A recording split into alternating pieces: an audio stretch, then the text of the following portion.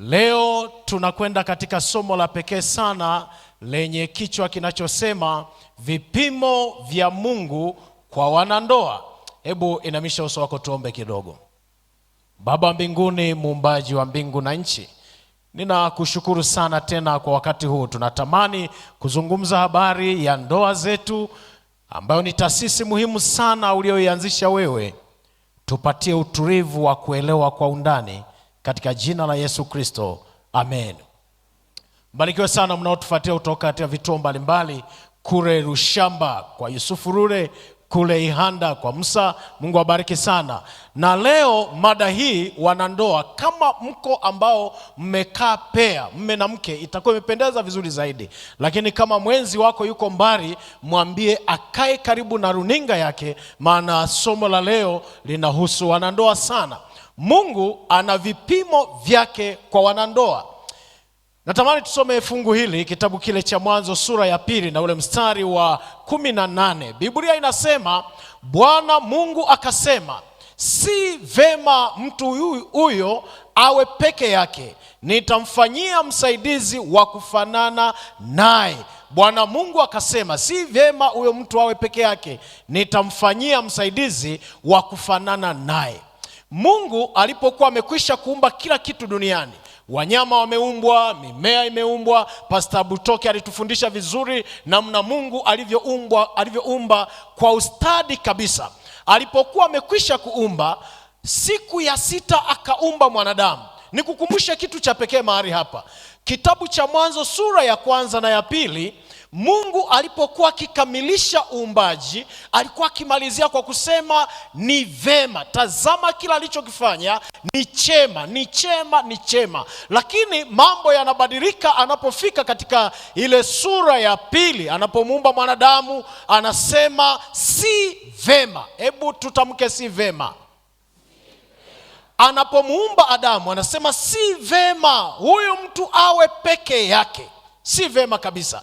Na kwa sababu hiyo Mungu analeta agenda ya kumwandalia mtu wa pekee. Mambo yanakuwa yamebadilika katika hiyo sura ya 2. Si vema mtu awe peke yake. Mungu akasema katika ile sura ya 1 mstari wa 26, kitabu cha Mwanzo, Mungu akasema, na tumfanye mtu kwa mfano wetu na kwa sura yetu, wakatawale samaki wa baharini na ndege wa angani na wanyama na nchi yote pia na kila kiumbe kitambaacho nchini. Na tumfanye mtu kwa mfano wetu. Mimi nabarikiwa sana na hili fungu la pekee, na wewe nakuomba likubariki. Kama kuna kitu cha kujivunia, ni kujua kwamba uliumbwa kwa sura ya Mungu na kwa mfano wa Mungu. Haijalishi sura yako ikoje, haijalishi rangi yako ikoje, haijalishi kimo chako, umeumbwa kwa sura ya Mungu. Mwambie jirani yako, jikubali. Jikubali. Sasa Mungu anaposema na tumfanye, nisikilize vizuri, kuna kitu nataka kukigusia mahali hapo. Na tumfanye, Biblia inasema Mungu akasema. Akasema ni umoja, halafu anasema na tumfanye. Maana yake wanakuwa katika wingi tena. Maana yake hapo kuna nafsi zaidi ya moja. Na ndipo hapo Pastor Baraka atatuambia vizuri kwamba Mungu katika nafsi 3, Baba, Mwana na Roho Mtakatifu. Kwa hiyo ikiwa Mungu ni Mungu wa urafiki, ni Mungu wa mahusiano, haishi peke yake, ana nafsi zingine, Baba, Mwana na Roho Mtakatifu. Na kwa sababu sisi tuliumbwa kwa mfano wake, na sisi hatupaswi kuishi peke yetu. Kama umenisikia sema amina. Yaani naongea na wewe nani, haupaswi kuishi peke yako kabisa hata kidogo. Sio mpango wa Mungu mtu mzima akae peke yake. Maana Adamu alipokuwa ameonekana ameumbwa amekamilika, akasema si vema. Kuna vitu vinatia aibu kwenye dunia ya leo. Kwamba kijana una miaka 30 unapika unakula peke yako. Huu ujasiri hadi shetani anachukua notebook. Yaani kabisa, binti una ujasiri wa kwenda bucha na kununua samaki, na una miaka 20 na 30 ukala peke yako. na usivyo na aibu kaonja na chumvi.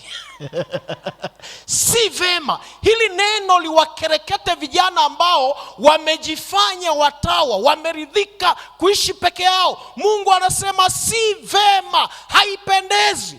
Sasa Mungu anaweka vipimo kama ifuatavyo. Sasa nifuatilie vizuri. Unapoingia kwenye ndoa ni kipimo cha mambo matatu kwenye ndoa. Kipimo cha mambo matatu. Namba moja, ndoa ni kipimo cha uimara wa mahusiano yako. Tuna aina mbili za mahusiano kwa mwanadamu. Tuna mahusiano ya vertical relationship na tuna horizontal relationship.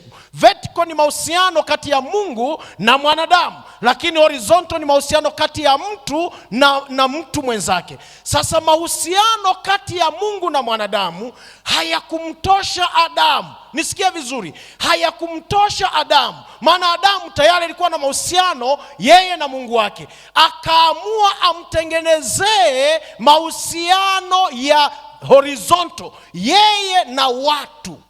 Sasa kipimo cha mahusiano ya yeye na watu, akamletea mke ambaye ni Eva, ili kwa kuishi vizuri na huyo mtu, kwa kuishi vizuri na mwanadamu, ndipo Mungu ajue kwamba huyu mtu amenipenda vizuri. Maandiko yako mengi, Pastor Butoka atatufundisha vizuri kwamba ikiwa unataka kujipima, nisikie vizuri, ikiwa unataka kujipima kwamba wewe unampenda Mungu, angalia unavyowapenda wanadamu wenzako.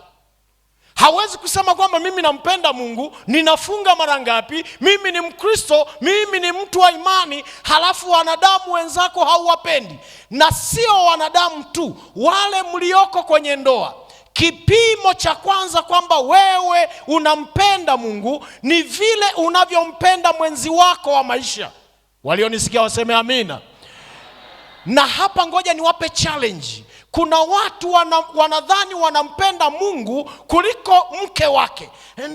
Watumishi mnaonisikiliza wa madhehebu mbalimbali, ninaomba hii muisikie vizuri. Ni makosa makubwa kupenda kanisa, kupenda huduma yako wakati mke wako haumpendi. Tena ngoja nikupe hatari mbaya zaidi. Hicho kitu tunakiita ni uzinzi. Unaniuliza, Pastor, unamaanisha nini? Maana kanisa ni mke wa Mungu, halafu wewe umependa mke wa mwingine kuliko mke wako. Huo ni uzinzi. Na habari mbaya ni hii hapa. Mungu anasema yeye ni Mungu mwenye wivu, kitakuramba. Lazima umpende kwanza mke wako, ndipo upende na kanisa la Bwana. Usijifanye huko bize na huduma, no. Mungu anakuangalia, anasema nakuangalia tunavyojichoresha. Maana kama unampenda Mungu, penda kwanza mke wako. Na hili ninaomba waumini pia mnisikie vizuri, wa madhehebu yote. Kuna kosa linafanywa na waumini wengi. Anaheshimu mchungaji kuliko mume wake. Ana uwezo wa kumsalimia mchungaji, amepiga magoti na mikono ameinua, baba mchungaji, baba Bwana asifiwe. Lakini mume wake anamsalimia kama anasalimia bango la mji. Hiyo ni dhambi. Heshimu kwanza mume wako, alafu ndipo kamheshimu mtumishi wa Bwana. Yes. Na wengine wanaenda mbali zaidi. Haya madhehebu, Mungu atusaidie sana. Mwanamke anatoka kanisani, hajadeki nyumba yake, anakimbia kwenda kudeki kanisa. Anakwenda kunyosha nguo za mchungaji, hajanyosha za mume wake. Anaenda kuandaa chai ya watumishi, hajaandaa chai ya mume wake. Ni makosa. We mama nani, unanisikia vizuri? Ni makosa makubwa. Na right, kama dunia ya leo, kauli zinazotolewa kwa watumishi tungezitoa na kwa waume. Nataka niwaambie hakuna mwanamume ambaye nataka niwaambie hakuna mwanamke ambaye angepigwa kwenye ndoa wala kuachika. Yaani unavyokwenda kwa mtumishi, umeenda kumtengea chakula, akimeza tu vibaya maji akataa kuparia, pole mtumishi, umeumia, nikuletee nini? Basi ungekaa karibu na mume wako naye ukampetipeti, hivyo dunia ingekuwa mbingu kwa jina la Bwana. Hicho kitu. Kwa hiyo sikiliza, ukitaka kumridhisha Mungu kwamba unampenda, ndio utafunga na kuomba, ndio utatoa zaka na sadaka, ndio utaswali mara 5 kwa siku. Lakini sikiliza, kipimo cha kwanza cha kumpenda Mungu, mpende mwenzi wako kwa jina la Bwana. Hicho. Tuna wanaume wengine nao ni pasua kichwa, kanisani anatoa michango sana. Yaani wakisha sema tu ujenzi ameshatoa. Mimi nondo 10. Ila mke wake akiomba mahitaji hadi akafunge na kuomba. Huyo mwanamume naye Mungu amuokoe kwenye mkutano huu. Kipimo cha pili, sikiliza, kipimo cha pili cha ndoa kinaitwa ukomavu wa akili. Unapopewa ndoa, umepewa kipimo cha ukomavu wa akili. Nataka nikwambie ushahidi upo. Nimesoma tafiti za vyuo 4 ambavyo naomba nisivimesheni hapa, na nimesoma maandiko katika Biblia, Agano la Kale na Jipya. Wazazi walipogundua kwamba kijana wetu amekomaa, walimpa ndoa. Kwa hiyo akiaminiwa kwamba amekomaa, anapewa ndoa. Na katika hivyo vyuo vimetafiti vikagundua kwamba walioko kwenye ndoa wanaimarika akili kila itwapo leo. Baba, kwenye ndoa hatuendi kinyumbu. Yaani unapanga maneno. Umechelewa kwa rafiki yako, unakuja na maneno yaliyopangika. Unajua hili swali utaulizwa, lazima ueleze. Ila mabachara wanarudi nyumbani kinyumbu, maana hana wa kumuuliza. Kwa hiyo anarudi ufalme ni wa kwake. Ndoa ni kipimo cha ukomavu wa akili. Sikiliza nikwambie, Mithali anasema hivi, sura ya 24 mstari wa 3 anasema, nyumba hujengwa kwa hekima na kwa ufahamu huthibitika. Sasa unasema mchungaji, unamaanisha nini unaposema ndoa ni kipimo cha ukomavu wa akili? Angalia maneno haya matano. Namba 1, ndoa hukufanya uwe na uwezo wa kufanya maamuzi. The ability to decision making. Uwezo wa kufanya maamuzi. Na hapa ndipo ndoa nyingi sana zinaharibikia. Tatizo la muda mfupi unalipa maamuzi ya muda mrefu. Na tatizo la muda mrefu unalipa maamuzi ya muda mfupi. Kwa hiyo kwenye ndoa, chunga sana unavyofanya maamuzi. Ngoja nikupe haka kakisa. Mzee mmoja kwenye makanisa yetu haya alikutana na mzee mwenzake, walikuwa kwenye kazi za kanisa. Yule mzee akamuuliza, wake zao walikuwa wanaleta chakula kule kwenye kazi za kanisa. Sikia vizuri. Sasa mke wake akachelewa kuleta chakula. Akamuuliza jirani, rafiki yangu, mbona we mke wako anakuheshimu sana, analeta chakula mapema? Yule mzee akamwambia, nyinyi mnajifanya Wakristo mno. Piga mwanamke ndipo atakapokuheshimu. Yule mzee katoka pale bila kuchanganya za kwake, akapiga mke wake mpaka akapasua mfuko wa uzazi. Sasa amekamatwa, wakamweka lock up hapo mahabusu miezi michache ili kesi funguliwe. Anaporudi kanisani, wamekaa kumuondoa ushirika. Ndipo anawaambia, kabla hamjanifuta ushirika, mfuteni na mzee fulani, ndiye aliyeniambia na yeye huwa anapiga mke wake. Mzee akasema, sikiliza, mke wangu naye ni mtu mzima, muulizeni kama nimewahi hata kumfinya. Mama anasema, wala huyu baba wa watu hana shida. Ndoa nyingi zinavunjwa kwa kukoswa akili. Ukiona watu wameshikana mikono wanakuja kanisani, unasema, oh dadi, na mimi natamani tushikane mikono. Unajua type ya mume uliye naye? Umeona? Tena ngoja, katikati ya juma hili nitazungumzia habari za runinga. Watu wanaangalia kwenye runinga, watu wanakula kuku kwa uma na visu, wanabebana mgongoni. Halafu anasema, aha, sasa sikiliza, na mimi baba fulani naomba unibebe. Mkuria kubebe. Wakuria ni watani wangu. Nataka kubebwa. Kwa hiyo chunga matatizo unavyoyasolve. Namba 2, ndoa inakukomaza akili kwa sababu inadhibiti mihemuko. Nisikia vizuri. Muhemuko kwenye ndoa unatulizwa. Ukiingia kwenye ndoa na mihemuko hautoboi. Anakuudhi lakini bado ni mwenzi wako. Wamama mlioko hapa mtanielewa sana. Una kisirani naye lakini bado unamwambia, baba fulani karibu maji ya kuoga. Hata kama umenuna lakini maji umepeleka. Na hakuna chakula utapeleka. Chote, chakula cha aina zote utapeleka. Na maanisha cha asubuhi, mchana na jioni. Usiwahi ambako sijafika. Kwa hiyo unatuliza mihemuko kwenye ndoa. Namba 3, kwenye ndoa unapata uwezo wa kuishi kwa ajili ya mtu mwingine. Tunaishi kwa ajili ya mwingine kwenye ndoa. Lakini namba 4, kwenye ndoa inakupa uwezo wa kutunza maagano. The capacity for covenant keeping. Sasa vijana, hii nao muisikilize. Nikisema maagano, simaanishi yale mliosimama kanisani mkasema utamtunza katika shida na la. Sikiliza, maagano hayaishii yale tu tuliofunga tukiwa chini ya mapadiri, chini ya wachungaji, chini ya mashehe. Maagano ni pamoja na yale mliofunga chini ya mwembe usiku. Wewe jichanganye tu. We mwambie, ukinikubali Dina, mimi nataka nikwambie kwangu hautapika kwa mkaa, ni mwendo wa jiko la umeme. Ni maagano, maana Bwana ameyaona. Maagano ni pamoja na yale unayoyafunga ukiwa kwenye chumba chako, kwenye simu. Unajua mimi Bwana ukija kwangu hata kukutukana sitakutukana, nitakuwa nalala chini unanikanyaga badala ya kapeti. Tunza maagano na uhakikishe unatimiza kwa jina la Bwana. Tunza maagano. Kwa hiyo kwenye ndoa tunakumbushwa kutunza maagano, maana ndoa ni maagano. Lakini namba 5 na mwisho, ndoa inatukomaza kwa kutupatia busara za matumizi ya mali. Kwenye ndoa hatutumii ovyo ovyo hela. Vijana ndio ambao wanaweza wakapita hapa, amemaliza kula, anapita hapa ananunua karanga, ananunua mua. Hao ni vijana. Na nikikutana na mwanandoa anayekula ovyo, ninamshangaa, huyo anaishi bila malengo. Tumekunywa chai wote hapa, alafu dakika 3 alafu natafuna tena majojo.